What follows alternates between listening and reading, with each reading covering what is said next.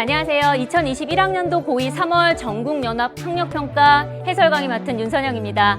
정말 반갑습니다, 친구들. 그리고 많이 고생했죠. 잘했습니다.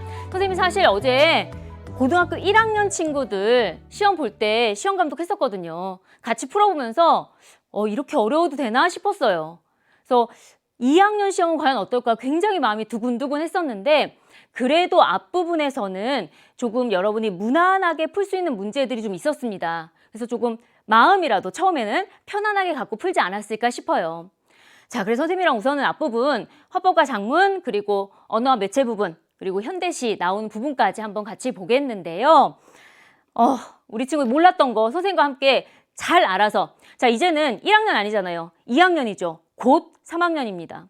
시험 한번 보고 나서 끝났다 넘기는 게 아니라 이걸 토대로 발판으로 삼아서 저 멀리 내년 수능까지 우리 달려가야 되겠습니다. 자, 그럼 1번부터 3번까지 한번 보도록 할게요. 보시면 처음에 뭐가 나오냐? 발표가 나왔다. 우선 발표 보는 순간 그렇게 어렵지 않겠군. 화법과 작문, 특히 화법 부분에서 어떤 담화 유형이 나오느냐에 따라서 친구들 심리적 부담이 다르잖아요. 발표나 대화 나누면 그래도 좀 편안해지죠. 읽어보겠습니다. 여러분, 놀이개가 무엇인지 아시나요? 오늘의 소재보다 놀이개구나. 청중의 대답을 듣고 네, 말씀하신 것처럼 지금 청중의 대답은 나오지 않았지만 청중들이 뭐라고 얘기했겠죠. 그런 청중들이 이미 알고 있는 지식들, 배경 지식들을 답으로 지금 말하게끔 유도를 했습니다. 놀이개는 한복 저고리의 고름이나 치마 허리 따위에 다는 우리나라 전통 장신구입니다.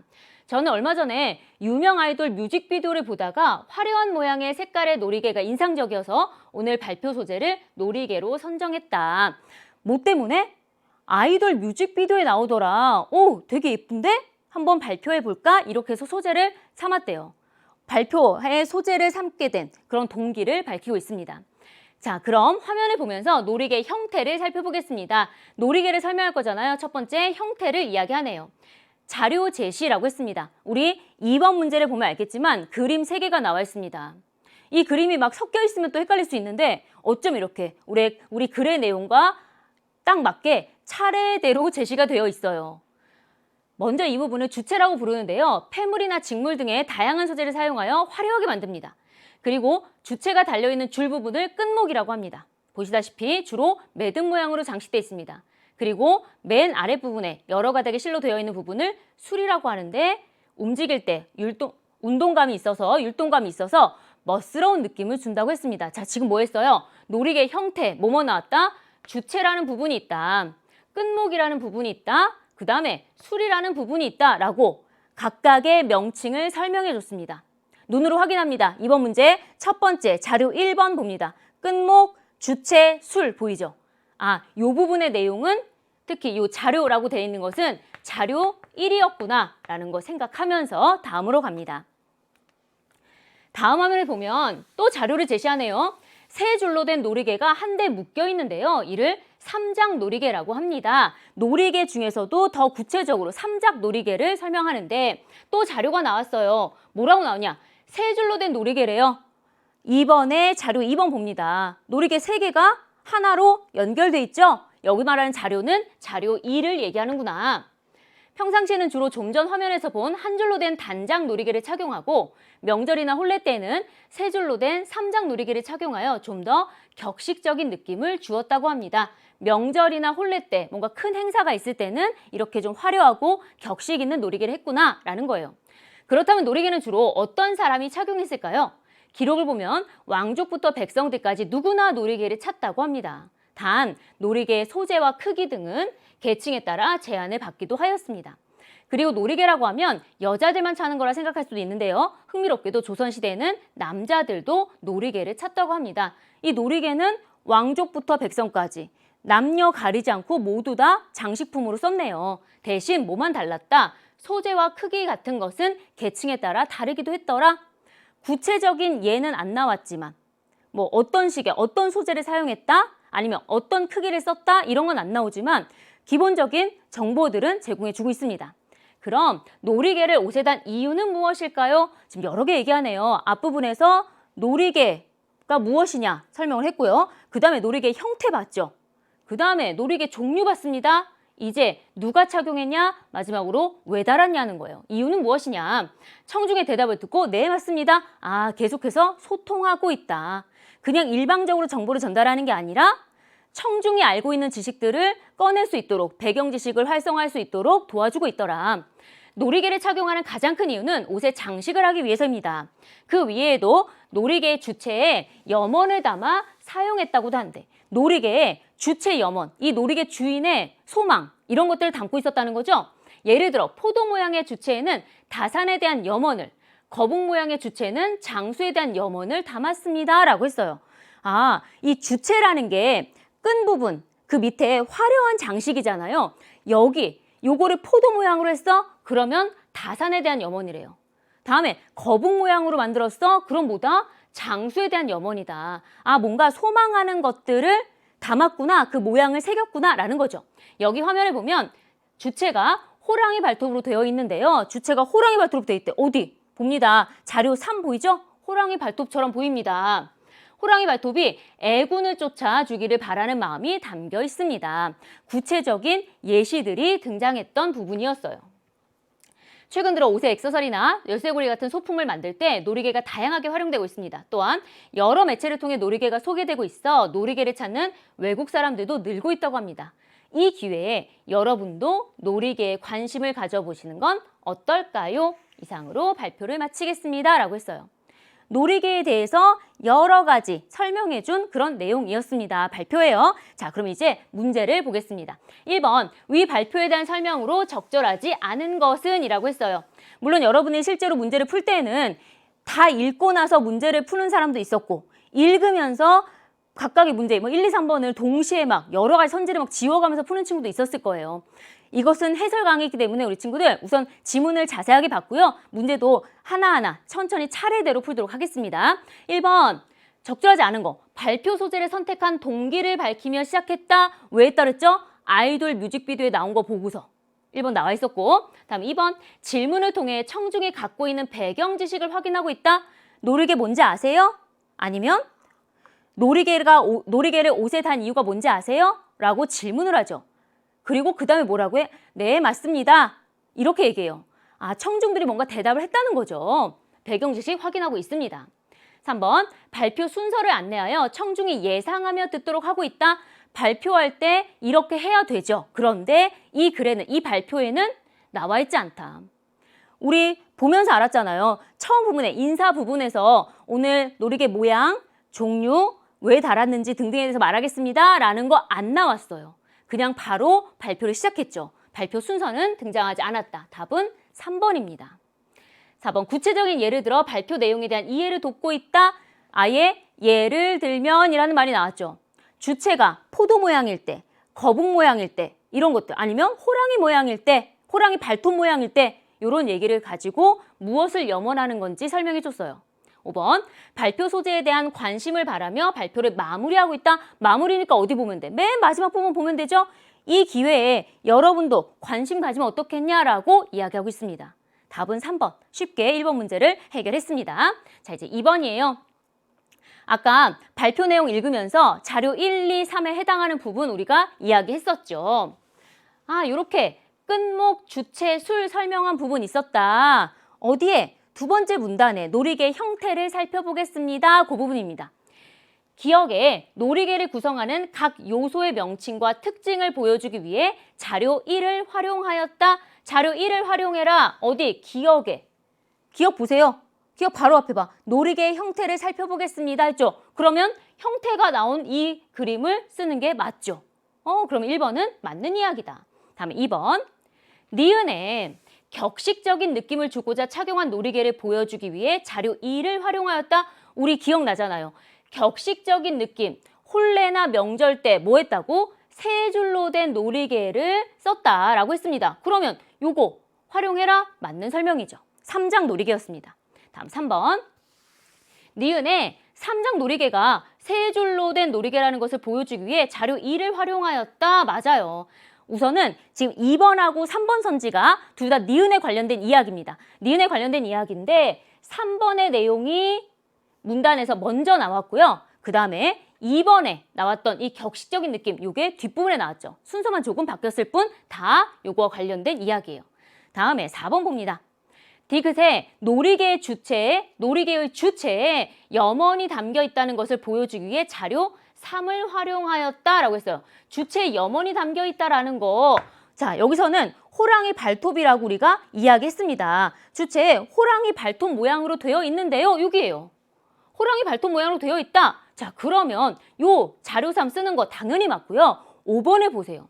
디귿의 놀이개의 소재와 크기. 잘 봅니다. 놀이개의 소재와 크기에 제한이 있었다는 것을 설명하기에 자료 3을 활용하였다. 크기와 소재는 왜 차이가 있었다고 했습니까? 누구나 왕부터 시작해서 일반 백성까지 누구나 놀이개를 착용할 수 있었다. 다만 크기와 소재가 달랐었다라고 했어요. 자, 그러면서 그 뒤에 주체에 염원을 담기도 했는데 여러 가지 예를 들면서 호랑이 발톱은 무엇을 설명하는 거야? 애군을 쫓기를 바라는 거다라는 것까지 얘기했어요. 자, 이 호랑이 주체, 이 그림 보고서는 크기와 소재 구별할 수 있어요? 없죠. 뭔가 여기에 놀이개 모양이 2개가 있어서 하나는 크다던가 하나는 작고 아니면 하나는 뭐 비단으로 만들고 하나는 뭐 무명천으로 만들었다. 예를 들면 이런 식으로 뭔가 차이점을 보여줄 수 있는 그림이 2개가 같이 나왔다면 비교대조할 수 있는 그림이 나왔다면 괜찮다. 하지만 이것만 가지고는 전혀 알 수가 없다는 거예요. 답은 그래서 몇 번? 5번이 되겠다. 이렇게 자료 가지고 설명하는 부분 우리 공부했고요. 다음에 3번입니다. 이번엔 청중에 관련된 이야기예요. 화법이에요. 말하는 법이지만 말을 할 때 반드시 누가 있어요? 청자가 있죠. 청중이 있습니다. 청중의 역할이 문제로 나왔어요. 학생이 발표를 들은 후 청중이 보인 반응이다. 청중 1과 2의 공통점으로 가장 적절한 거. 무엇을 골라라? 공통점. 청중 1위 얘기해요. 발표 들으면서 놀이개가 언제부터 사용되었는지 알고 싶어졌는데 놀이개의 기원에 대한 설명이 없어서 아쉬웠어. 뭐 얘기했어? 아쉬운 점. 이거 더 있었으면 좋았을 텐데. 박물관 홈페이지를 통해 관련 정보를 찾아봐야겠어. 앞으로 내가 이거 할 거야. 자신의 의지도 얘기했고요. 다음 청중 2를 봅니다. 예전에 박물관에서 놀이개를 봤을 때는 구시대 유물 정도로 생각했는데 발표를 듣고 놀이개에 대해 호기심이 생겼어. 발표를 듣고 난 다음의 느낌이죠. 한 명은 아쉬웠다고 했어요. 더 알고 싶은 게 안 나와서. 한 명은 호기심이 생겼다고 했습니다. 한 명은 약간 부정적인 면이, 한 명에게는 긍정적인 평가가 나왔어요. 근데 남자들이 착용한 놀이개는 어떤 모양의 놀이개였을까? 이건 뭐예요? 궁금한 점이네. 둘 다 궁금한 점이 있는 거는 공통점인 것 같아요. 자, 그럼 이제 1번부터 봅니다. 발표 내용과 관련된 궁금증을 나타내고 있다? 선생님, 이거 아니에요? 맞아요. 1번이야. 답이 너무 빨리 나와서 우리 친구들이 오히려 헷갈릴 수 있었던 그런 문제였어요. 발표 내용과 관련된 궁금증. 발표 내용이 있었는데 더 알고 싶은 거잖아요. 놀이개 언제부터 기원에 대한 거 없었어? 더 알고 싶다. 그 다음에 놀이개 호기심이 생겼어. 남자들 거는 특히 남자들 건 어떤 모양이지? 궁금했다는 거야. 그럼 나머지 것들은 어떤지 봅시다. 발표 내용에 관한 과거의 경험을 떠올리고 있다. 과거의 경험 떠올린 사람 누구예요? 청중이죠. 청중이. 예전에 박물관에서 봤을 때 과거 경험. 하지만 청중1은 발표를 들으면서 현재 상황만 이야기하죠. 그래서 2번 안 되고 다음에 3번 선지. 발표 내용에 흥미를 갖고 긍정적으로 평가하고 있다. 누구? 여기 있잖아. 호기심이 생겼어. 긍정적으로 평가했죠. 그런데 이 청중1 같은 경우는 좀 아쉬웠어. 라고 뭐 아주 나쁘게 평가한 건 아니지만 살짝 부정적으로 평가하고 있습니다. 4번. 발표 내용과 관련하여 추가적인 활동을 계획하고 있다. 누가 한다고 그랬어요? 박물관 홈페이지 찾아봐야지. 추가적인 활동이죠. 여기는 남자들이 착용한 놀이개는 어떤 모양이지? 라고 궁금해하고 있는 것이지 내가 가서 찾아봐야겠다, 살펴봐야겠다 이런 건 없어요. 그냥 궁금해하고만 있는 거야. 그래서 추가적인 활동 계획하는 거는 청중 1밖에 해당이 안 된다. 다음에 5번 선지. 우리 친구들이 이제 1번에 답이 있었는데 설마 내가 이렇게 빨리 답을 찾을 리가 없지 하고 2번, 3번, 4번을 막 지워나가면서 5번에 딱 왔어요. 5번에다 동그라미 친 친구들이 있다니까. 많아요. 발표 내용에서 다루지 않은 내용에 대해 추측하고 있다라고 했어요. 발표 내용에서 다루지 않은 내용. 어떤 거? 놀이개의 기원. 여기다 할까? 놀이개의 기원. 요거 이거 다루지 않았지? 그 다음에 남자들이 착용한 놀이개는 어떤 모양이었을까? 요거. 발표에서 다루지 않은 내용 둘 다 있죠? 이것 때문에 아 여기 썼네. 그치 1번이 답일 리가 없지 하면서 5번에다 탁 해버린다고. 근데 어디? 뒤에까지 봐야지. 추측하고 있다. 다루지 않은 내용에 대해서 추측하고 있냐? 내용까지는 있어. 다루지 않은 내용까지는 있는데 그게 궁금하다까지만 나왔지 추측해서 내 생각을 이야기한 건 아니죠. 옛날 모양은 이랬을 거야. 아니면 놀이개 기원은 이랬던 것 같아. 추측까지 한 적은 없더라. 앞에 부분은 있지만 뒤에 부분이 그렇지 않더라. 그래서 5번은 답이 될 수 없는 거예요. 답은 1번이었습니다. 자, 이렇게 해서 첫 번째 지문을 살펴봤고요. 다음 두 번째, 4번에서 7번은요. 신문 기사문과 그 다음에 회의 자료가 등장을 했습니다. 우리가 신문 기사 학교에서 수업할 때, 공부할 때 분명히 어떤 순서로, 어떤 식으로 구성되어야 하는지 다 배웁니다. 교육과정에 다 있죠. 그런데 여러분들이 아주 자세하게 막 달달 외우고 열심히 하고 그러지 않는 부분이기도 해요. 듣긴 했었지만. 근데 이게 시험 문제에 딱 등장을 지금 했습니다. 기사문을 쓰는 구성 요소들 살펴봐야 되겠습니다. 가부터 읽어볼게요. 새로운 모습으로 탈바꿈하게 될 유휴교실이라고 했습니다. 기사문이에요, 가는. 처음에 나오는 게 뭐예요? 제목이죠. 그치? 제목이 처음에 딱 나왔다. 유휴교실이라는 것은 유휴는 쓰지 않고 놀고 있다 이런 뜻이에요. 새로운 모습으로 탈바꿈하게 될 놀고 있는 교실 이런 뜻이지. 우리 학교가 교육청의 학교 공간 개선 지원 사업의 대상 학교로 선정되어 유휴교실 활용위원회 회의를 통해 유휴교실 활용 방안을 논의할 예정이다 라고 했습니다. 이게 이 신문 기사의 핵심적인 내용이에요. 우리 학교가 지원 사업에 선정됐어. 자, 그래서 회의를 열어. 그래서 어떻게 활용할 건지 논의할 거야. 이게 핵심 내용. 바로 이게 뭐야? 여기가 제목이고 기사문의 제목. 이 부분이 전문이에요, 전문. 신문 기사가 다른 글들과 달리 특징적인 거, 바로 이 전문이 있다는 거죠. 물론 전문이 생략되는 기사도 있긴 있습니다. 근데 대부분의 기사문에서는 원래 정식으로는 전문이 나오죠. 전문이라는 거는 우리 이 본문 내용을 미리 보여주는 거예요. 본문 내용이 이렇게 길잖아요. 이 내용을 미리 보여주면서 기사의 흥미를 끄는 거죠. 신문, 뭐 아니면은 인터넷에 나와 있는 여러 인터넷 뉴스들 엄청 많아요. 정보의 양이 너무 많습니다. 이것을 사람들이 하나하나 다 읽어보기는 시간도 없고 그렇게 하지도 않아요. 그래서 어떻게 이 기사를 사람들이 읽었으면 좋겠지. 그래서 맨 처음에 기사 내용을 딱 요약 정리해 주는 거예요. 그러면 뒤를 다 읽어보지 않아도 아 이런 내용이구나 또 파악할 수 있고 또한 그 앞부분에서 흥미를 느꼈다면 뒷부분의 기사 내용을 다 읽을 거란 말이죠. 아 전문이 바로 그렇게 중요하다. 기사의 방향을 판단하는 역할이기 때문에 굉장히 중요한 부분이다. 자, 그 다음 우리 학교는 학급수 감축으로 생긴 빈 교실 2칸의 활용도가 낮아. 자, 이제 여기부터 끝까지가 바로 뭐예요? 본문입니다. 본문. 자, 그럼 여기 읽고 넘어가야 되니까 잠깐 여기 볼게요. 제목이 있어요. 제목 다음에는 하나가 더 있긴 있어. 그게 바로 뭐냐? 부제라는 거예요. 두꺼운 글씨로 헤드라인이라고 하죠. 제목이 있으면 그 밑에 조금 큰 글씨로 한 줄 정도 부제가 달립니다. 그 다음에 전문. 그래서 보통 제목 다음에 부제가 나오고 그 다음에 요약한 이 신문기사의 내용을 요약해주는 전문, 그 다음에 본문으로 구성되는 게 기사문이에요. 이 글에서는 지금 부제는 나왔지 않더라. 우리 학교는 학급수 감축으로 생긴 빈 교실 2칸의 활용도가 낮아 유휴교실이에요. 이를 개선해야 한다는 요구가 계속 제기되어 왔다. 이에 우리 학교는 교육청의 학교 공간 개선 지원 사업에 신청하여 대상 학교로 선정되었다. 자, 우리 학교가 이 지원 사업의 대상 학교로 선정된 그 과정만 지금 몇 줄이야? 4줄이에요.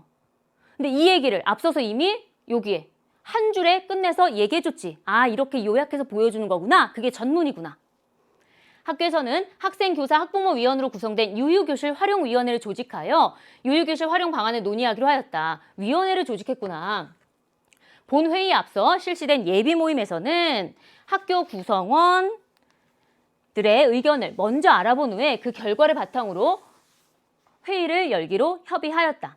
제1차 유휴교실 활용위원회 회의는 오는 며칠에 학생자치실에서 열린다. 이와 관련해 학생들이 자유롭게 이용할 수 있는 공간이면 좋겠어요 라고 말했고, 교사는 학교 구성원들의 요구가 잘 충족되기를 바란다라고 말해 회의에 대한 기대감을 드러내었다. 기대감 누가 드러냈어요? 동네 아저씨? 아니다.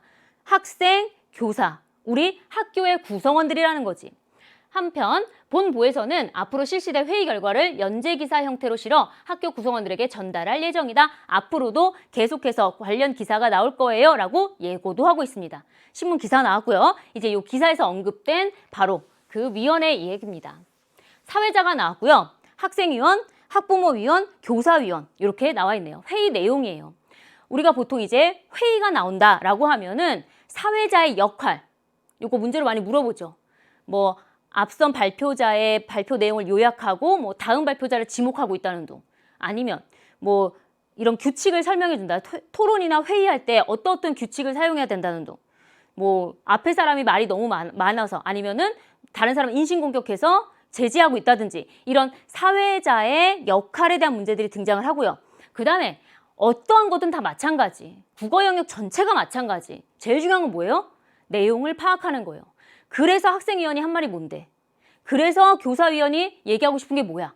이 내용 파악이 제일 중요한 겁니다. 사회자 봅니다. 제1차 유유교실 활용위원회 회의를 시작하겠습니다. 회의에 앞서 배부한 참고 자료들을 보시면서 유유교실 공간 활용 방안에 대해 논의하겠습니다.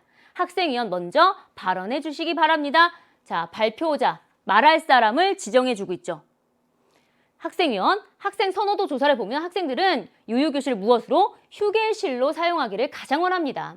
교실은 공부를 위한 공간이다 보니 교실에서 친구들과 이야기를 하거나 공부 이외의 활동을 자유롭게 하기 어렵습니다. 그래서 학생들이 마음 편하게 쉴 수 있는 공간으로 유휴교실을 활용했으면 좋겠습니다. 학생 입장에서 휴게실이 제일 좋겠다라고 건의를 한 거예요. 그러자 교사 입장에서 이렇게 얘기합니다. 학생위원회 의견에 공감합니다. 우선은 앞사람의 의견에 공감하는 태도를 취한 다음, 그러나 다른 얘기 하겠다는 거지. 자료를 보시면 알 수 있듯이 이 사업이 교육청의 지원을 받아 이루어지므로 유유교실은 교육활동을 위한 공간이어야 된다. 그런 점에서 단순히 휴게실로만 이용하는 것은 사업의 취지에 맞지 않습니다. 학생위원회 의견에 그래 휴게 공간 없는 거 인정해. 하지만 이거 우리가 돈 모아서 하는 거 아니다. 교육청 지원 사업이야. 교육청에서 어떻게 교육활동 공간이라고 얘기했잖아요. 그래서 교육활동 공간이어야 되지 휴게실로만 사용하는 것은 조금 맞지 않는다라고 의견을 얘기해요. 사회자, 자 A라고 나와 있습니다. 뒤에 가면 B도 나오는데요. A와 B에 드러난 사회자의 말하기에 대한 이해, 사회자의 역할이죠. A 잘 봐야 돼요. 학생위원은 학생들의 휴식 공간으로의 활용 방안을, 교사위원은 교육활동을 위한 공간으로의 활용될 필요성을 말씀하셨습니다. 뭐예요? 앞사람이 발표했던 거 요약 정리. 이에 대해 학부모위원은 어떻게 생각하십니까? 다음 발표자, 다음 말할 사람, 발언의 순서 지정해주기. 보이죠? 아, 여기서 사회자가 이런 역할을 했구나. 그 다음 학부모위원, 저도 유유교실은 교육적인 활동이 이루어지는 공간으로 구성되었으면 합니다. 학생 선호도 조사를 보면 스터디 카페에 대한 선호도도 높은 편인데 유유교실의 스터디 카페로 활용하는 방안은 어떨지요? 우선 교육적인 활동으로 가야 된다라고 했어요. 그러면 교사 측에 더 기운 거죠. 교사의 말처럼 나도 우리 학부모도 교육적인 활동에 사용됐으면 좋겠다. 자료를 보니까 자료에 분명히 학생위원이 자료를 보면서 휴게실로 사용합시다라고 했으면 자료에 학생들이 휴게실로 제일 많이 사용했으면 좋겠다라고 썼던 거예요. 근데 똑같이 자료를 봤어. 학생 선호도 조사, 스터디 카페에 대한 선호도도 높은 편이래. 학생들이 이것도 원했다는 거지. 그것을 이제 자료, 그 밑바탕 삼아서 교실을 스터디 카페로 활용하자. 자료를 보니 인근의 다른 고등학교도 유유교실을 스터디 카페로 활용하여 학생들의 만족도가 높습니다. 자신의 의견을 뒷받침하는 두 가지를 보여줬어요. 학생 선호도 높은 편이다. 인근 학교에서도 만족도 높았다. 설득력 있지? 학생위원, 사업 취지를 살펴보면 교육활동에 적합한 공간이라는 말도 있지만 구성원 모두가 누릴 수 있는 공간이라는 말도 있습니다. 스터디 카페를 만들게 되면 공부하는 학생들만 이용하는 공간으로 제한될 우려가 있습니다. 오히려 학생 모두가 이용할 수 있는 휴게 공간으로 만드는 것이 사업의 취지에도 맞습니다. 지금 교사위원과 학부모위원이 모두 다 학생위원회 어떤 말에 휴게실 이거 안 된다. 이거는 교육청 지원 사업이니까 교육 활동이 주가 돼야 된다라는 그 부분에서 공격을 당했잖아요. 그래서 어떻게 하는 거야? 아니다. 사업 취지를 봐라. 구성원 모두가 누릴 수 있는 공간이란 말도 있다. 모두가 누리려면 휴게 공간이 적당하다라고 다시 한번 자신의 주장을 이야기해요. 사회자 B 나와 있으니까 잘 또 봐야 되겠죠? 학생위원과 학부모위원이 말씀하신 휴게 공간이나 스터디 카페 모두 사업의 취지에 부합한다고 볼 수 있습니다. 자, 두 사람이 이야기했어요. 둘 다 사업의 취지에 부합한다고 뭐 했어? 뭔가 의견, 그 의견들이 괜찮다고 이야기를 하고 있죠. 모두가 괜찮은 말이다. 지금 사업 취지는 올바르다. 틀린 말이 아니다. 그러면 휴게 공간과 교육 공간의 성격을 아우를 수 있는 공간 활용 방안은 없을까요? 라고 뭔가 지금 앞에까지는 계속 누구 얘기해보세요? 누구 얘기해보세요? 각각 얘기해보라 했잖아요. 근데 이제는 누구 얘기해라. 발표자를 지목하는 게 아니라 뭐 하고 있어? 무엇을 얘기해야 되는지를 말하고 있어요. 앞으로는 이거 얘기해보자 이렇게. 뭐라고? 휴게 공간과 교육 공간을 동시에 아우를 수 있는 거. 이런 거 혹시 없을까요? 라고 물어보고 있지. 그러면 이제 나머지 교사, 학부모, 학생위원들은 뭐 해야 돼요? 그 두 가지를 아우를 수 있는 공간이 있는지를 생각해보고 이야기를 해야 되는 거야. 자, 그러면 누구 한쪽 편 들었어요? 아니지. 휴게 공간으로 사용합시다. 아니야. 교육 공간으로 사용합시다. 아니라고 그랬어? 둘을 아우를 수 있어야 돼. 뭐 하라는 거예요? 절충. 절충안을 이야기하자. 이런 거지. 그치? 선생님이 우스갯소리로 절충안이 뭐냐 막 얘기할 때 친구들한테 학교에서 이렇게 얘기해요. 야, 한 명이 떡볶이 먹고 싶다고 한다. 한 명은 순대 먹고 싶대. 절충안이 뭐야? 어떤 애 손들어. 튀김이요. 이건 절충안이 아니라 둘 다 무시하는 거죠. 그럼 떡볶이요. 그럼 한 명 무시하는 거잖아. 그럼 선생님이 이게 절충안은 뭘까? 떡볶이에 순대 무쳐 먹는 거라고. 둘 다 만족해줘야 돼. 커피 마시고 싶어? 우유도 마시고 싶어? 둘 다 만족하려면 라떼를 먹으면 돼. 이런 식으로. 절충은 뭐예요? 두 가지가 다 들어가야 되는 거야.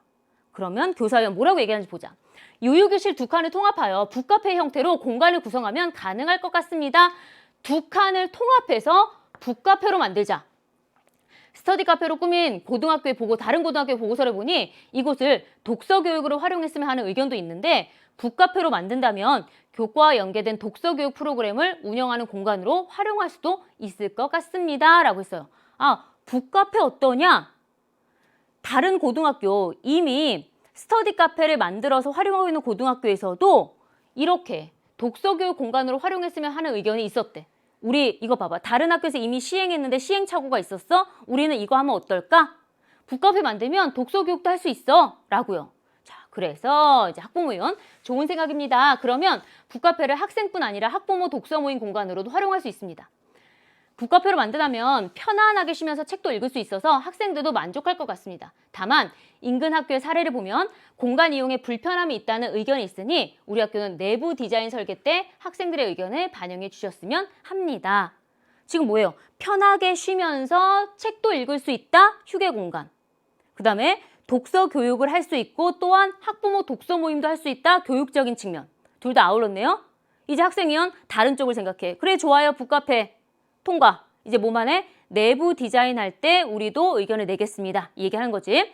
사회자, 그럼 유휴교실을 북카페로 활용하는 것으로 의견이 모아진 것 같습니다. 말씀하신 공간 내부 디자인 설계 방법에 대해서는 제2차 회의에서 디자인 전문가를 모시고 협의하도록 하겠습니다. 오늘 회의에 참여해 주셔서 감사합니다까지 내용이 나와 있습니다. 자, 이제 이 내용 바탕으로 4번을 보겠습니다.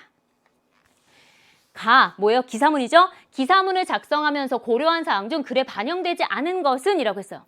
1번, 기사문의 공적인 성격을 고려하여 격식체를 사용한다라고 했습니다.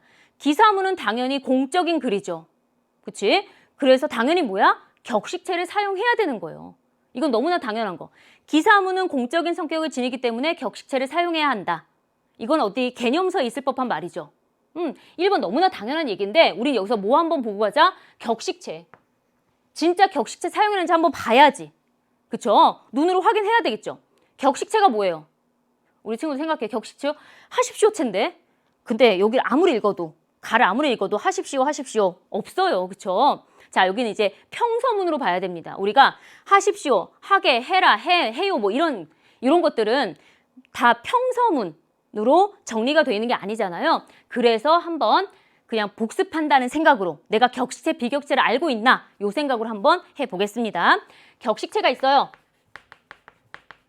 네 가지. 뭐 있지? 그치. 하십시오체. 근데 우리 기사문은 뭐뭐뭐 오라고 되어 있지 않잖아요. 그래서 잘 봐야 되는 거야. 그 다음에 하오체, 하계체, 헤라체, 그 다음에 이제 비격식체로 해요체, 해체가 있습니다. 여기서 오해하면 안 되는 한 가지. 격식체가 높임말, 비격식체가 낮춤말. 맞아요? 아니지. 그런 거 아니죠? 격식체는 격식을 차리는 말이야. 말 그대로. 그 다음에 비격식체는 비공식적인 데서 격식을 차리지 않고 할 때 쓰는 말투예요. 근데 이 안에서도 해요체처럼 높이는 말이 있고 해체처럼 그냥 낮추거나 보통의 말이 있는 겁니다. 이 중에서 이것을 평서문으로 다 보면요. 하십시오체는 어떻게 끝나는 거야? 비음 니다로 끝나는 거예요. 뭐뭐 합니다, 뭐뭐 했습니다 이렇게. 다음에 얘는 하오체는 뭐뭐 오, 뭐뭐 하게 이거는 시키는 거잖아요. 평서문으로 뭐다? 뭐뭐 네, 헤라체가 뭐뭐 다. 마지막 요거 해요체 뭐뭐 어요, 해체는 반말로 뭐뭐 해 라고 하는 거지. 뭐뭐 이렇게 끝나는 거야. 자 이렇게 하면 이제 이 글 다 어디서도 뭐뭐 다, 뭐뭐 했다, 뭐 선정되었다, 예정이다 뭐 이런 식으로 얘기하고 있잖아요. 격식체를 사용하고 있다. 그래서 여기 1번 선지 너무나 당연한 이야기지만 그래도 격식체가 뭔지 한번 알아봤다는 거. 다음에 2번을 보겠습니다. 기사문의 예상 독자를 고려하여 회의에 대한 학교 구성원들의 기대감을 나타낸다. 이 기사문 누가 읽어요? 동네 사람 읽는 거 아니라고. 그치? 저 멀리 다른 동네에 있는 학교 사람 읽는 거 아니에요. 우리 학교 구성원들이 궁금해하겠죠. 왜? 우리 학교에 있는 교실을 활용하는 방안이니까. 그래서 회의에 대한 학교 구성원들의 기대감. 누구? 학생, 교사에 대한 인터뷰 자료가 들어갔었습니다. 3번 기사문의 형식을 고려하여 기사 맨 앞부분인 전문에 유효교실 개선의 필요성을 제시한다라고 했어요. 전문 어디 있다고? 기사의 맨 앞부분, 제목 바로 밑에 세 줄 나와 있는 부분 있죠? 바로 그 부분. 자 거기에 교실 개선의 필요성 나와 있나요? 전문 한번 읽어보겠습니다. 세 줄밖에 안 되니까. 뭐뭐 나와 있나 봅시다. 우리 학교가 교육청 공간개선 지원 사업의 대상자로 선정되어 뭐 나와서 첫 번째 우리 학교가 지원 대상에 선정되었다. 이 정보 하나. 이 정보 하나가 나오고 두 번째 이를 개선한다는 위에 유효교실 활용위원회 회의를 통해 유효교실 활용 방안을 논의할 예정이다. 위원회를 만들 거다. 그래서 회의를 할 거야. 이 얘기 두 가지가 나와 있죠. 그럼 여기 전문에 유효교실 개선의 필요성 나와 있어요? 전혀 나와 있지 않지. 이 전문에는 나와 있지 않고요. 유효교실 개선의 필요성은 어디 나와 있어? 본문에 나와 있어. 학급수가 감축돼서 교실이 남았는데 교실을 제대로 활용하지 못하고 있다. 어떻게 해야 돼? 제대로 활용해야 돼. 필요성 어디? 본문에 나와 있었다. 답은 3번이에요. 다음 기사문의 기획 의도를 고려하여 회의 결과를 지속적으로 독자에게 알릴 것임을 언급한다. 맨 마지막 부분에 있었고요. 기사문의 목적을 고려하여 학교 공간 개선 지원 사업을 신청 배경에 관한 정보를 전달한다. 기사문의 목적, 학교 공간 개선 지원 사업 신청 배경. 왜 신청했어? 이건 앞에 나와 있는 거랑 똑같은 거야. 필요성이랑. 교실이 놀고 있다. 빈 교실이 많다. 우리 어떻게 해야 되겠냐? 지원해야지. 답은 3번이었습니다. 그 다음 문제. 나의 A, B, 사회자 역할. 드러난 사회자의 말하기에 대한 이해로 가장 적절한 것은? 이라고 했어요. A에서는 참가자의 발언 내용을 되물으며 발언의 정확한 의도를 확인하고 있다라고 했습니다. 자, 1번에 그랬나요? A를 보면 학생은 이렇게 얘기했다. 교사는 이렇게 얘기했다. 발언 내용을 되물었다? 그런 내용 없어요. 학부모는 어떻습니까? 학부모의 의견을 그냥 물어봤지. 되묻는다는 거는 이미 말한 사람에게 다시 물어보는 거잖아요. 1번? 아니지. 2번, B에서는 참가자들의 발언의 취지를 확인하며 추가적인 설명을 요구하고 있다. 학생위원 이렇게 말했는데 이런 내용 맞아요? 보충 설명 좀 해주세요. 이런 거 아니었죠. 뭐 했어? 아예 뭐라고? 새로운 의견 좀 얘기해달라고. 당신들의 의견이 취지는 다 부합한다. 인정? 이제부터 새로운 의견 두 가지를 다 아우를 수 있는 거 얘기해보자 라고 했습니다. 여기서 추가적인 설명이라는 것은 앞에 발언에 대한 추가적인 설명이겠죠. 그러니까 이것도 아닌 거야. 아예 새로운 내용을 원하고 있으니까요. 다음, A에서는 B에서와 달리 참가자들의 발언 내용의 적절성에 대해 평가하고 있다. A에서는 뭐 하고 있다고? 발언 내용의 적절성을 평가하고 있다. A에 있어야 되고 B에 없어야 되죠.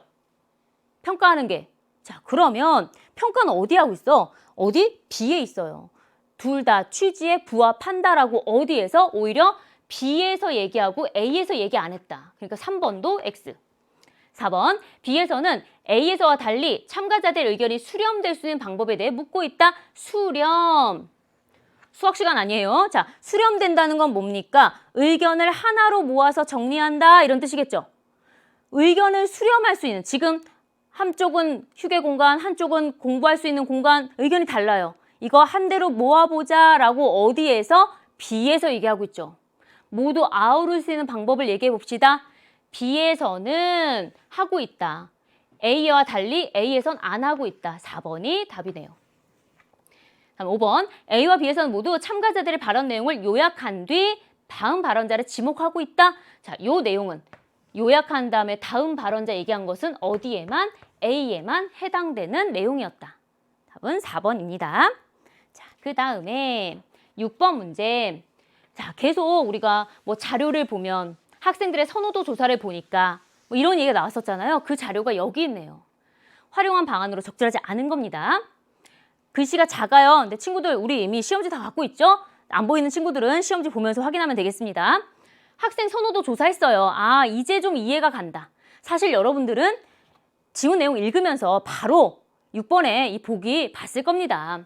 휴게실 42%, 스터디 카페 37%. 그래서 학생위원이 휴게실 먼저 얘기했구나. 그래서 학부모위원이 자료 보니까 스터디 카페도 학생들 좋아하는 것 같던데 이렇게 얘기했구나. 이제 알겠어. 다음에 니은 교육청 공문 내용, 사업 취지가 있네요. 뭐라고? 구성원 모두가 누릴 수 있는 공간, 다양한 형태의 교육 활동에 적합한 공간. 이 두 가지 다 언급이 됐었죠. 다음 인근 학교의 공간 개선 지원서 보고서. 다른 학교에요. 스터디 카페를 만들었어. 오, 만족도 굉장히 높아. 이렇게 만족도가 높다. 그러니까 학부모위원이 얘기하지. 스터디 카페 어떠냐? 라고 얘기했던 거야. 그런데 결과 자유로운 분위기에서 공부할 수 있어서 좋다. 좋은 거. 독서 교육 공간이나 세미나 공간으로 활용할 수 있었으면 좋겠다. 이거는 바라는 점이죠. 개선했으면 좋겠는 점. 의자가 너무 딱딱해. 디자인적인 측면. 좋은 점, 개선했으면 좋겠는 점이 둘 다 나와 있어요. 자, 이제 봅니다. 1번, 학생위원은 학생들이 바라는 공간의 성격을 제시하고자 기억을 활용했겠군. 활용했지. 이거 봐. 42%예요. 휴게실로 써야겠습니다. 맞는 이야기죠. 2번, 교사위원은 학생위원회 의견에서 부적절한 부분을 지적하고자 니은을 활용했겠군. 이거 사업 취지 봐봐라. 뭐라고 했냐? 다양한 형태의 교육활동에 적합한 걸 하래. 휴게실에서 교육활동 할 수 있어? 안 되잖아. 이 자료 가져왔을 거예요. 다음에 3번. 학생위원은 내부 디자인과 관련하여 자신의 의견을 뒷받침하고는 근거로 디귿을 활용했겠군. 학생위원회 마지막 부분에 그런 발언 부분이죠. 디자인할 때 우리도 의견을 얘기하겠다. 우리 의견을 반영해달라라는 얘기 하고 있었습니다. 4번. 학부모위원은 자신이 제안한 활용 방안의 타당성을 뒷받침하기 위해 기억과 디귿을 활용했겠군. 휴게실이 좀 뭐하면 스터디 카페 어떠냐? 괜찮아. 왜? 두 번째로 뭐 높았으니까 퍼센트가. 자, 그 다음에 다른 학교에서 이미 했다. 근데 만족도가 83%야? 그러니까 우리 학교도 스터디 카페 어때? 맞는 설명이에요. 5번. 교사위원은 공간의 활용에 대한 학생위원과의 인식 차이를 부각하기 위해 공간 활용에 대한 뭔 차이? 인식 차이. 학생위원은 뭐예요? 휴게, 쉬는 공간. 교사위원은 교육 공간. 이걸 얘기했어요. 그럼 그거 부각하려면 어디? 요거잖아. 교육 활동에 적합한 요게 들어가서 해야 되겠죠. 근데 여기 니은하고 디귿이 나왔어. 니은은 좋아. 근데 디귿 다른 학교가 스터디 카페를 구축한 그 결과예요. 결과지. 이게 과연 학생과 교사의 인식 차이를 이야기하는데 부각시키는데 관계가 있느냐? 관계가 없죠. 답은 5번이다. 니은 디귿이 아니라 니은만 활용했으면 맞는 이야기가 되겠습니다. 자, 이렇게 봤고요. 이제 마지막 7번 문제입니다. 다음은 나에 대해 연재 기사문이다. 기사를 계속해서 내보낸다고 했죠? 그러니까 이제 연재 기사니까 이거 다음 기사네요. 회의의 내용을 고려했을 때 기억에서 미음 중 적절하지 않은 것을 골라보겠습니다. 적절하지 않은 거. 회의 내용에 비추어 볼 때 적절하지 않은 거? 일치, 불일치 문제다. 유휴교실, 북카페로 변신. 맞아요? 맞아. 스터디 카페로 변신 이러면 틀리는 거지. 지난 며칠 학생 자치실에서 열린 제1차 유휴교실 활용위원회 회의 결과 유휴교실을 북카페로 만들기로 의견이 모아졌다. 의견 모아졌죠. 그래서 뭐 디자인 어떻게 할 거냐 벌써 이렇게 얘기가 나오고 있었잖아. 기억 다 맞는 얘기, 니은도 맞는 얘기. 이 회의에서 학생위원은 유휴교실을 휴게실로, 교사위원은 교육활동 공간으로 맞는 설명이죠. 학부모위원은 스터디 카페로 활용하자는 의견을 제시하였다. 열띤 토의 과정을 거쳐 교사위원은 휴식과 교육의 기능을 모두 충족할 수 있는 북카페를 제안하였다. 이에 대해 학부모위원은 북카페가 되면 교과 연계 독서 활동이 가능하다며 동의하였고 학생위원도 북카페로 만들 때 고려할 점을 건의하며 동의하였다. 여기서 학부모위원 동의하였다까지 좋아요. 학부모위원도 동의했지. 그러니까 동의가 됐으니까 북카페 하겠다고 정한 거죠. 근데 뭐가 문제냐? 학부모위원이 북카페가 되면 좋겠어요 라고 했던 이유는 뭐예요? 학부모들 간의 독서 모임도 여기서 할 수 있겠네요. 이렇게 된 거야. 학교를 구성하고 있는 교사, 학생, 학부모 모두가 활용할 수 있는 공간이 될 거라는 그런 기대죠. 여기 보이는 교과 연계 독서 활동은 이거 누가 얘기한 거예요? 교사가 이야기한 거잖아요. 학생이 얘기했어요. 편하게 쉬면서 책 읽을 수 있겠군요. 교사가 얘기해요. 교과 연계 독서 활동 할 수 있겠구나. 학부모위원이 뭐라 그래? 학부모 독서 모임 할 수 있겠네요. 각각 다 좋은 점이 있었던 거야. 바로 몇 번? 답은 요 4번. 리을이다. 학부모위원이 동의한 이유가 잘못 나와 있다. 이거는 교사에 대한 이야기다. 오는 며칠에 열릴 제2차 회의에서는 디자인 전문가와 함께 내부 디자인 설계 방안에 대해 논의할 예정이다. 이것도 맞는 이야기죠. 그래서 우리 몇 번? 4번으로 하면 되겠습니다. 자, 그 다음 8번부터 10번입니다. 두 번째 지문 아주 길고 문제도 많았잖아요. 그거 끝나고 나니까 또 한숨 돌릴 만한 문제 8, 9, 10번 쉬운 내용이 등장을 했습니다. 블로그에 올릴 학생의 초고라고 했어요. 여행을 다녀와서 쓴 글이에요. 개인이 아주 심오한 생각을 펼치는 이론서라든지 이런 게 아니라 그냥 자기가 여행한 이야기이기 때문에 편하게 읽으면 됩니다. 그 다음 문제도 보시면요. 글쓰기 계획에 따라 잘 썼는지 특히 10번 같은 문제는 아주 예전부터 나왔던 전형적인 문제죠. 여러 가지 조건을 주고 그 조건에 맞는 글을 쓸 수 있는지에 대한 이야기. 자, 보겠습니다. 보배의 섬 진도는 참 멀었다. 진도를 갔네요. 늦게 할아버지 댁에 도착했다. 반갑게 맞잡은 할아버지의 손이 따뜻하고 묵직했다. 세발낙지 비빔밥으로 저녁을 맛나게 먹었다. 내일 둘러볼 운림산방과 소포마을, 울돌목 등에 대해 할아버지 말씀을 들었대. 자, 내일 어디 갈 거야? 울림산방과 소포마을과 울돌목에 갈 거야. 아, 이 세 군데를 갈 거구나. 그러면 이 뒤에 이야기에 이 세 군데 기행이니까 여행을 한 거니까 어디를 갔는지가 딱 나와야 되겠죠. 아침 일찍 할아버지와 함께 운림산방으로 갔어. 여정이 등장합니다. 처음에 여기 갔어. 운림산방은 소치 허련의 화실이다. 소치는 스승인 추사 김정희가 세상을 떠나자 낙향하여 운림산방을 지었대요. 자연을 벗하며 그림을 그렸다. 아, 여기가 왜 만들어졌냐면, 왜 여기다 화실을 지었냐면 스승님이 떠나시고 나서 세상을 떠나고 낙향해서 이렇게 만든 거구나. 제자가 뭔가 이 운림산방에 관련된 정보, 내력 이런 게 나와 있어요. 계속 운림산방 뒤로 첨찰산이 병풍처럼 둘러서 있다. 사철 푸르른 첨찰산에 걸친 구름과 깊은 골짜기를 흘러내린 시내와 운림산방의 연못에서 피어오른 안개가 어우러져 한 폭의 수묵화로 머릿속에 그려지고 있었다. 아름다운 자연 풍광까지 이야기합니다. 첨찰산에 깃든 쌍계사의 동백꽃을 한참 구경하다가 소포마을로 길을 재촉했다. 소포마을은 자, 여기도 두 번째 여정이네. 소포, 걸군 농악, 강강술래, 남도 민요 등이 전승되는 남도 소리의 산실이다. 봄의 기척이 들려오는 들녘에는 파릇파릇한 대파를 뽑아 먹는 농부들이 보인다. 파릇파릇한 대파 보니까 봄이 오고 있다는 거 알겠어.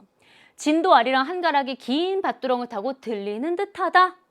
진짜 소리가 나면은 만약에 이게 블로그니까 이걸 읽으면서 진도 아리랑 이런 소리가 딱 나오면, 노래가 나오면 보다 더 실감 날 것 같아요. 점심을 먹고 공연 시간에 맞추어 진도 향토문화회관에 도착했다. 이곳에서는 매주 토요일 오후 2시에 씻김국, 진도 북놀이, 판소리 등의 공연이 진행된다. 무대와 객석이 하나가 되는 신명나는 공연이었다. 공연이 끝날 때 모두 어우러져 북소리 장단에 맞춰 어깨춤을 췄다. 그 여운이 아직도 가슴에 가득하다. 진도대교가 놓여있는 울돌목. 자, 울돌목 마지막 여정지죠. 진면목을 보기 위해 해질 무렵 전망대에 올랐다. 울돌목, 명량. 좁은 길목을 빠져나가는 물살이 거세고 빨라 마치 물이 울음을 우는 것 같다. 물이 우는 것 같아. 그래서 울돌목. 이름 붙여진 이유가 나와 있고 진도대교 밑으로 흐르는 바닷물, 바다의 물보라를 일으키며 들끓고 있었다. 정유재란 때 이순신 장군이 해류의 흐름을 이용하여 10여 척의 배로 133척의 외선을 물리쳤다는 명량해전. 그쵸. 바로 저 명량해전에서 저 울돌목에서 큰 승리를 거두는 거잖아요. 수업 시간에 배운 그 역사의 현장에 내가 서 있다. 영화 명량을 보며 선생님은 영웅의 지략과 민초들의 헌신을 역설하셨다. 강하게 이야기해 주신 거지. 영화의 한 장면이 눈앞에 펼쳐진다. 외선들을 마주하고 홀로선 대장선의 깃발이 펄럭이고 북소리가 들린다. 자, 실제로 울돌목에 와서 내가 수업 시간에 배웠던 것을 기억하면서 여기 적용해보는 그런 내용까지 나와 있어요. 내용상으로는 어려운 게 없었죠? 자, 문제를 보겠습니다. 윗글의 글쓰기 계획 중에서 초고에 반영되지 않은 것은 이라고 했어요. 결국 위에 지금 글이 있는데 다른 거 찾으라는 거지. 처음에 여정에 따라 전개하겠다. 맞아요? 맞아. 어디? 운림산방, 소포마을, 울돌목 차례대로 갔습니다. 내력에 대한 정보 나왔어요? 왜 만들었어? 추사 김정희 스승이 돌아가시고 나서 낙향해서. 다음에 소포마을 갑니다. 소포마을에 들녘에 봄이 오는 모습, 파릇파릇한 대파가 나오지. 다음에 진도 향토문화회관 갔네. 공연 시간과 내용에 대한 안내, 토요일 오후 2시. 뭐 씻김굿 여러 가지 나오잖아요. 다음에 울돌목 갑니다. 울돌목 지명의 유래와 이에 얽힌 전설, 지명의 유래. 물이 우는 것 같아. 그래서 울돌목이야. 맞아. 그 다음에 전설 나와요? 이순신 장군에 대한 실제 이야기가 나오는 거지 전설이 아니야. 이거 안 나와. X. 답 4번이네. 리을. 다음 울돌목에서 떠올린 역사적 사실 요거잖아요. 이순신 장군과 관련된 이야기 명량해전과 수업 내용 다 나왔습니다. 이것도 그냥 전설만 하면은 친구들이 속지 않을까 봐 앞에다가 맞는 걸 같이 놨잖아요. 옳은 거, 그른 거 함께 놓지. 자, 항상 다 맞게 써 있는 것을 찾아야 된다. 유래는 나왔지만 전설은 나오지 않았다. 그래서 넌 뭐야? X다. 답은 4번 리을로 하면 되겠습니다. 자, 그 다음 9번입니다. 윗글을 블로그에 실어요. 매체 언어의 활용 방안으로 적절하지 않은 것은. 자, 우리 친구들, 여러분들이 이제 수능을 볼 때에는 언어와 매체. 아, 이게 또 궁금한 친구도 있었겠다. 선생님, 우리 수능 볼 때 선택 과목 있다는데 왜 우리 선택 과목 왜 없어요? 지금 시험 왜 똑같아요? 라고 하면 아직 2학년이죠? 선택 과목, 화법과 작문, 언어와 매체예요. 자, 1학년 때는 전국의 고등학교가 다 뭘 배워요? 국어라는 과목을 배웁니다. 공통 과목이에요. 보통은 2학년 때부터 뭐 한다? 선택 과목을 공부한다. 그래서 지금 2학년 3월이잖아요. 지금 선택 과목을 공부한 친구들이 전국에 거의 없어요. 그러니까 당연히 시험도 선택 과목 체제로 낼 수가 없었던 거야. 그래서 예전 방식대로 그대로 나왔는데요. 매체라는 말 나왔죠? 언어와 매체를 앞으로 선택할 친구들, 언어만 나오는 게 아니에요. 매체도 나옵니다. 그 매체 근데 완전히 새로운 과목이다는 아니고 여러 가지 매체를 활용하는 방법이에요. 그렇기 때문에 앞서 우리가 화법과 작문할 때, 특히 화법 같은 거 할 때 뭐 시각적 자료를 제시하여 뭐 이렇게 한다 이런 것들이 좀 선지에 많이 있었잖아요. 예전에 그런 문제들을 보면 그런 것들도 같이 연결이 된다고 생각하면 돼요. 그래서 언어와 매체는 문법과 함께 그런 화작에서 다뤘던 여러 가지 내용들과 매체, 특정 매체에 대한 이야기 같이 있다고 생각하면 돼. 이런 식으로 나온다고 보면 됩니다.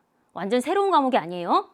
1문단에서 탐방 지역의 약도를 시각 자료로 제시하여 여정을 한눈에 볼 수 있도록 한다.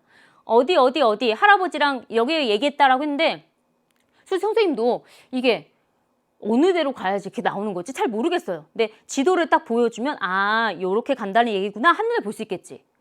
2문단에서 운림산방과 첨찰산의 사진을 시각 자료로 제시하여 장소에 대한 독자의 이해를 돕는다. 첨찰산 너무 아름다운 풍광이 있다 이런 거 막 얘기하잖아요. 그리고 또 어때?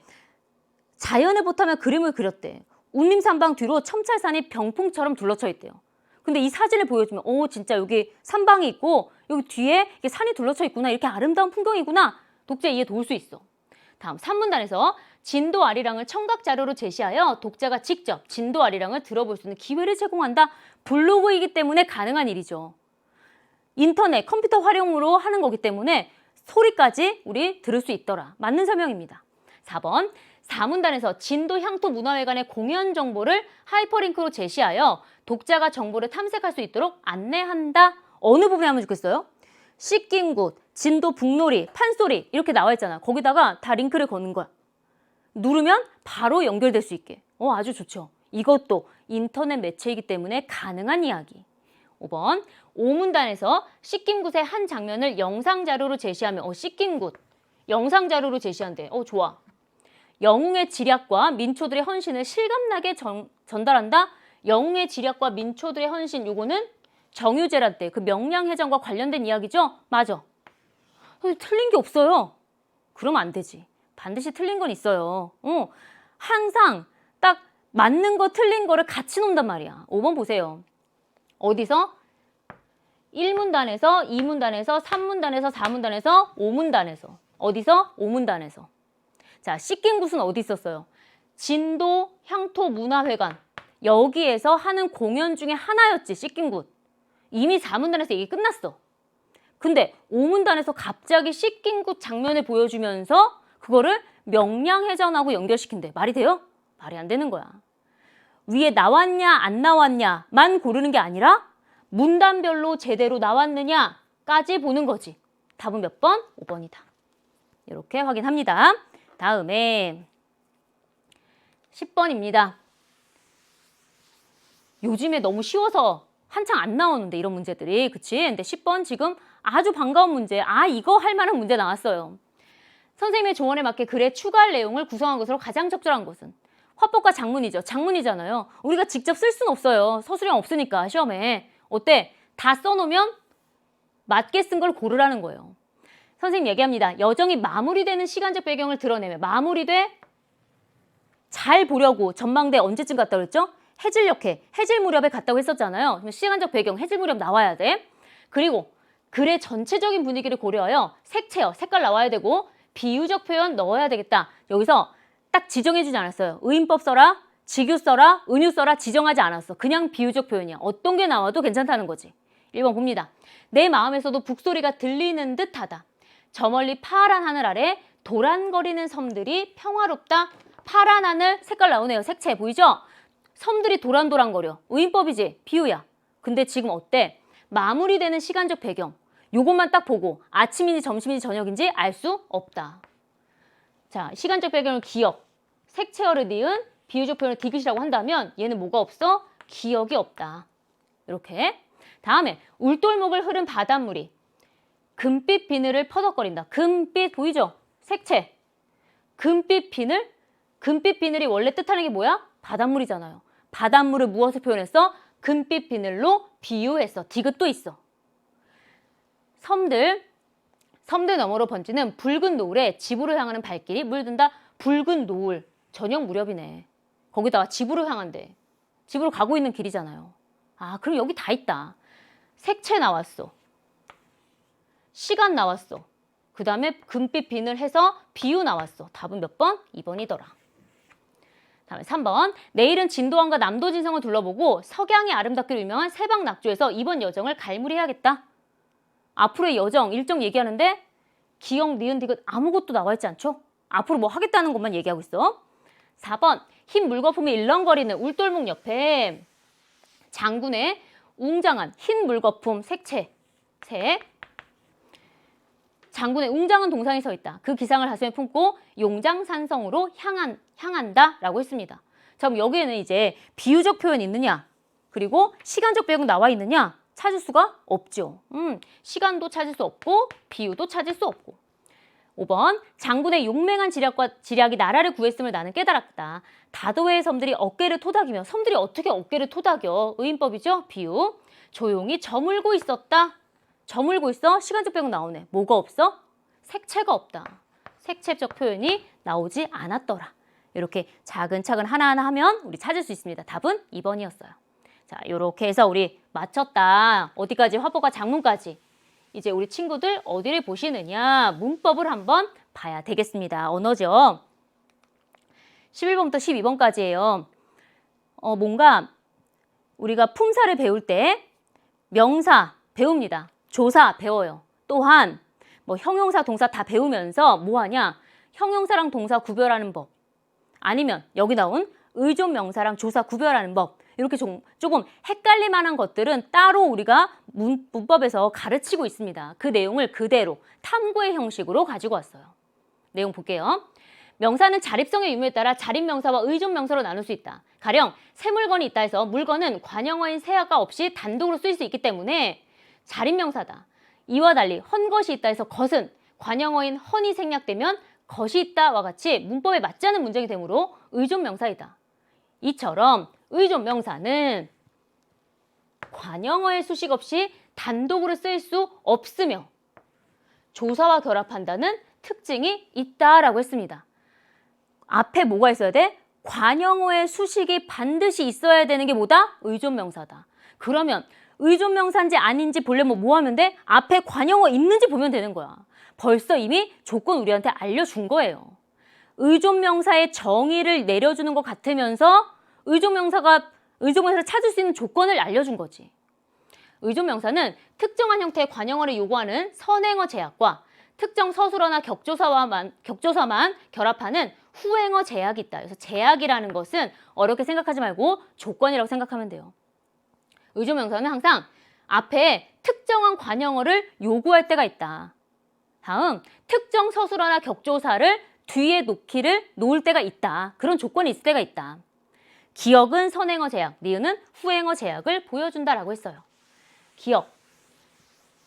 문법에서 이렇게 별필 돼 있으면 뭐예요? 다 비문법이다. 문법적인 오류다. 얘기하는 거죠. 여기 온 지가 오래돼. 너만 되고 나머지 오는지 올지 오던지 다 말이 안 된다는 거야. 오직 온만 돼. 이게 바로 뭐야? 선행어 제약. 선행, 지보다 앞에 있는 거. 의존명사 앞에 있는 것에 제약이 따른다. 다 안 돼. 너만 돼. 이런 이야기. 다음, 나는 공부를 할 수가 있다. 그는 좋아서 어쩔 줄을 몰랐다. 일어난 김에 일을 마무리하자 우리는 내게 그저 고마울 따름이다 라고 했어요. 자, 이제 니은인데요. 수는 주격조사 가와 공부할 수, 가. 줄을. 다음에 내친 김, 에. 그 다음에 내게 그저 고마울, 우리는 따름이다. 따름이다. 이렇게. 선생님 동그라미 친 거 있죠? 수는 주격조사 가와 줄은 목적격조사 을과 김은 부사격조사 에와 따름은 서술격조사 이다와만 결합한다. 나머지는 안 된대. 항상 뒤에 이런 격조사라고만 붙어. 후행어 제약이에요. 뒤에 있는 말에 제약이 있다. 딱 얘만 와야 돼. 이런 뜻. 결합할 수 있는, 그래서 이와 달리 것은 결합할 수 있는 격조사의 제약이 없이 두루 사용된다. 의존명사가 선행어 제약이나 후행어 제약이 있는지를 판단할 때는 의존명사가 쓰일 수 있는 다양한 예를 고려해야 한다라고 했어요. 다양한 예를 고려하자. 그러면 여기서 얘기했잖아. 것은 결합할 수 있는 격조사의 제약이 없대. 다 쓴대. 진짜야? 여기 지금 예시가 안 나와 있잖아요. 그래서 한번 해보면 돼. 왜? 여기 뭐래? 다양한 예를 고려하면 된대. 이런 거 있죠. 선생님 여기 써볼게. 헌 것이 있다. 이런 말 되지? 것 대신에 못 썼어? 뒤에 있었어. 또 먹을 것을 주세요. 이럴 때는 뒤에 뭐가 왔어요? 을이 왔어. 그 다음에 나는 밥을 먹을 것이다. 뒤에 뭐 왔어? 서술격 조사 왔어. 이렇게 다양하게 쓸 수 있어. 그러면 제약이 없는 거야. 이해할 수 있죠? 계속 갑니다. 한편 의존명사 중에는 만큼과 같이 동일한 형태가 조사로도 쓰이는 경우가 있는데 이처럼 하나의 형태가 여러 개 품사로 쓰이는 것을 품사 통용이라고 하더라. 예를 들어 먹을 만큼 먹었다의 만큼은 관형어 먹을의 수식을 받는 의존명사. 자 보세요. 관형어 먹을의 수식을 받았다. 아까 의존명사 정의낼 때 뭐라고? 관형어의 수식이 필요하다 했잖아. 그러면 어떻게 찾아? 앞에 관형어 있는지 찾으라고. 이 먹을이 뭘 꾸며? 만큼을 꾸미죠. 먹다에다 을이 붙은 거잖아. 하지만 너만큼 나도 할 수 있다의 만큼은 체언 모르는 사람 써야 돼. 명사, 대명사, 수사. 요게 체언이지. 뒤에 붙는 조사이다. 이때 의존명사는 앞말과 띄어 쓰고 조사는 앞말과 붙여 쓴다. 자, 문장이 완벽하다는 전제하에 띄어쓰기 했어? 그럼 의존명사야. 붙여 썼어? 그럼 조사야. 근데 헷갈리잖아요. 분명히 문장을 틀리게 쓸 수 있단 말이야. 그때 제대로 어떻게 고쳐? 이런 조건 가지고 찾아내는 거야. 앞에 관용어 있어? 의존명사야? 띄어. 앞에 체언 있어? 조사야? 붙여. 이렇게 해야 된다는 거지. 자, 그럼 요거 바탕으로 문제 봅니다. 11번. A를 참고할 때 밑줄 친 단어의 띄어쓰기가 옳은지 판단한 결과로 적절하지 않은 것은 바로 이런 문제 나온다는 거죠. 자, 그럼 보겠습니다. 만큼 앞에 보세요. 노력한 만큼 노력하다지. 자, 만큼 앞에 관형어가 와야 된다 그래서 관형어 뭐야? 관형사 아니면 관형사형 어미가 나오면 돼. 요렇게. 자, 그러면 너는 뭐야? 의존 명사라는 걸 확인할 수 있어. 다음에 형만큼 형은 뭐예요? 체언이죠? 체언 뒤에 붙었어? 그럼 뭐다? 조사다. 그 다음 몰랐던 만큼 모르다에다가 던이 있잖아요. 너도 마찬가지. 관용어가 있네. 의존명사다. 바라다, 바랄 만큼 똑같이 의존명사. 그 다음 고향 체언입니다. 체언 뒤에 있어? 그러면은 조사다. 우리 얘기했어요. 의존명사면 어떻게 해라? 띄어 써라. 조사면 어떻게 해라? 붙여 써라. 의존명사는 띄어쓰기에, 의존명사 띄어쓰기에, 조사면 붙여. 요 얘기지. 자, 그러면 이제 확인해 봅니다. 5번부터 보세요. 고향만큼 붙였었죠? 붙였었어? 잘했어. 다음에 바랄 만큼 띄었었죠? 여기 띄어 있는 거 보이지? 자, 띄어쓰기 했어? 잘했어.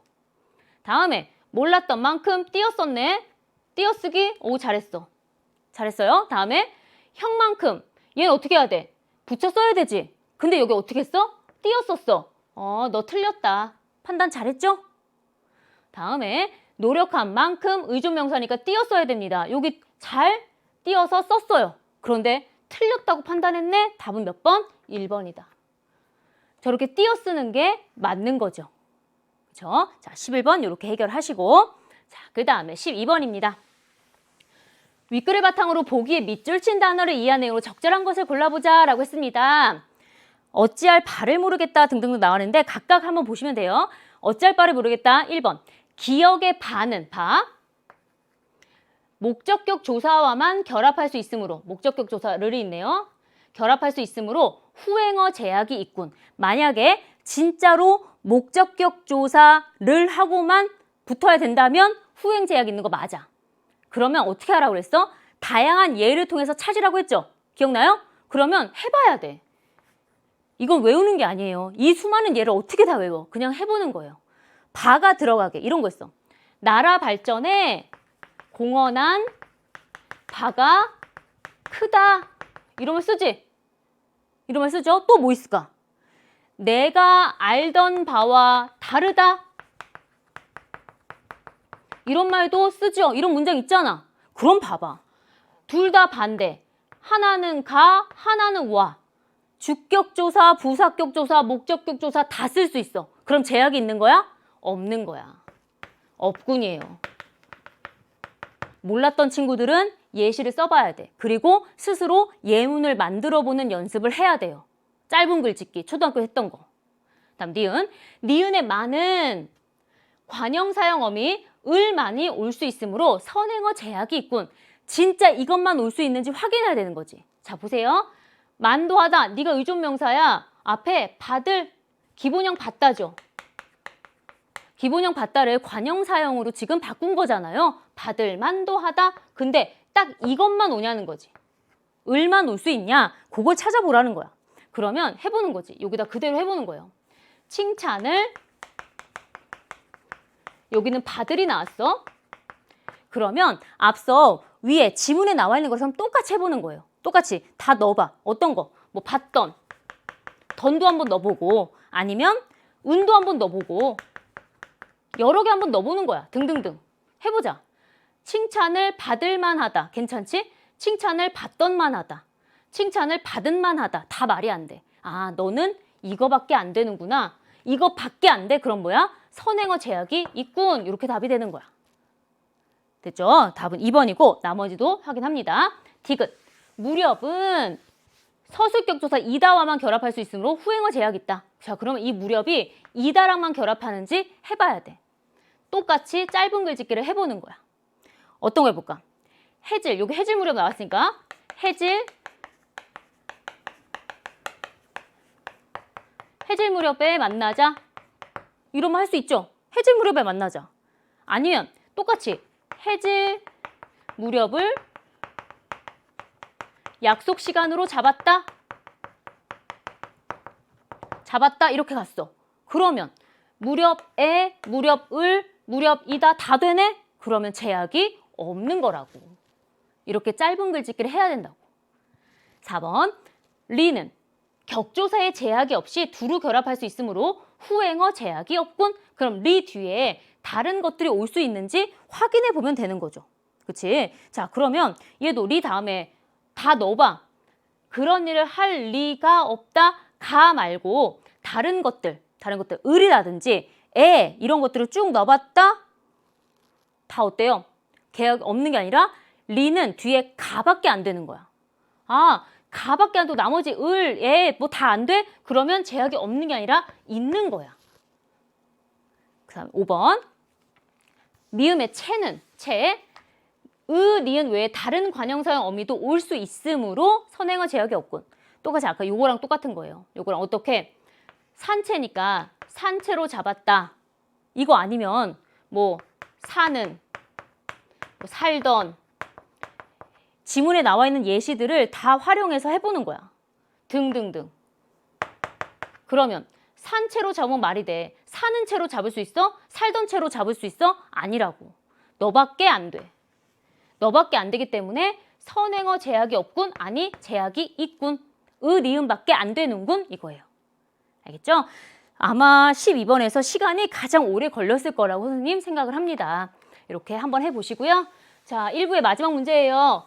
고전 문법 그냥 대부분 많은 친구들이 열심히는 풀지만 일부 친구들은 그냥 넘기는 문제 이렇게 하기도 하는데 어차피 한 문제니까 넘기자 하는 친구들도 있는데 이번에는 넘겼으면 큰일 났다. 왜? 너무 쉬워. 너무 쉬운 게 나왔다. 중세 국어 문법이. 보자. 한글 맞춤법 이런 게 있어요. 두 말이 어울릴 적에 히읗 소리가 덧나는 것은 소리 나는 대로 적는데 숙해, 암캐 할 때 숙해, 수개가 아니라는 거지. 캐라고 쓴대. 살고기라고 안 해? 살콕이라고 쓴다는 거야. 그럼 이거 도대체 어디서 온 거냐는 거지. 자, 중세국어 문법에 이런 게 있다. 중세국어에 살히읗, 암히읗, 수히읗, 안히읗, 나라히읗 등의 히읗 종성 체언이 있다. 체언은 체언인데 명사, 대명사, 수사. 체언은 체언인데 히읗이 종성 맨 끝에 오는 애들이 있더라. 예전에 있었어. 히읗 종성 체언은 단독형으로 쓰일 때에는 히읗이 나타나지 않지만 조건 아래와 같은 경우에는 나타난대. 이땐 안 나타나? 이땐 나타나. 언제 나타나? 모음으로 시작하는 말이랑 결합할 때. 한알 히읗에다가 이 모음으로 시작하는 말과 결합해. 그러면 이 희가 살아난다는 거야. 하늘이. 자, 그 다음 기역, 디귿, 비읍으로 시작하는 말이랑 결합해. 고 히읗이야. 근데 뒤에 길이 기역이랑 결합했어? 그러면 우리 거센 소리 대기처럼 히읗하고 기역하고 딱 만났어? 키읔이 된다는 거지. 코끼리. 여기는 현재어는 코끼리지만 예전에는 고키리 이렇게 썼다는 거예요. 선생님 여기 키읔인데요? 히읗 없는데요? 왜 키읔이 느닷없이 나타났을까? 바로 히읗이 있었기 때문에 가능했던 일이다라는 걸 우리가 유추해내는 거지. 현대 국어에서 몇 개 복화보에서만 히읗 종성 체언이 남아있는데 숙해, 살코기, 암평아리 등이 그에 해당한다라고 했습니다. 자, 그러면 이제 찾으면 돼. 답을 구하면 너무 쉬워서 깜짝 놀래요, 친구들. 1번 봅니다. 안팎. 원래는 뭐야? 안이랑 바뀌죠. 이게 그대로 가면 이렇게 돼야 이게 정상이지. 근데 여기가 피읍이란 말이야? 아니, 느닷없이 피읍이 어디서 등장했어? 라고 한다면 여기에 히읗이 붙어 있었던 거지. 그래서 히읗하고 뒤에 있는 비읍이 만나서 뭐가 된 거야? 이렇게 된 거다. 안, 히읗에 밖이 결합한 흔적이 남아있는 경우는 맞는 설명. 숙해 똑같겠죠. 수, 히읗이었겠지. 거기에 개가 붙었어. 해서 수, 캐가 된 거야. 거센 소리 대기가 이루어진 거겠군. 3번 살코기의 살은 중세 국어에서 단독으로 쓰일 때 살, 히읗의 형태로 사용되었겠군. 언제? 단독으로 쓰일 때. 단독으로 쓰일 때. 앞에 잠깐 보자. 단독형으로 쓸 때는 히읗이 나타나지 않지만 보여요? 그러면 않는다고 했으니까 쓸 때 어떻게 써야 된다고? 단독으로 나타나면 그냥 이거라고. 히읗이 나타나면 안 돼. 답 3번. 다음에 4번. 나라는 중세국어에서 조사 이와 결합하는 경우 나라 히의 형태로 사용되었구나. 나라에다가 이 붙었어. 그대로 살아나라. 이 이야기. 5번. 암평아리는 중세국어에서 히읗 종성 체언 암히읗의 병아리. 그래서 히읗과 비읍이 만나서 평아리 피읍이 된 거다라고 생각하면 되겠습니다. 답은 3번으로 하면 되겠어요. 자, 이렇게 해서 우리 아직 문법 다 끝나지 않았는데요. 여기까지 1부 마치고요. 2부에 선생님 14번 문제부터 뒤에 23번 문제까지 같이 보겠습니다. 어디 가지 말고 빨리 다시 오세요, 친구들.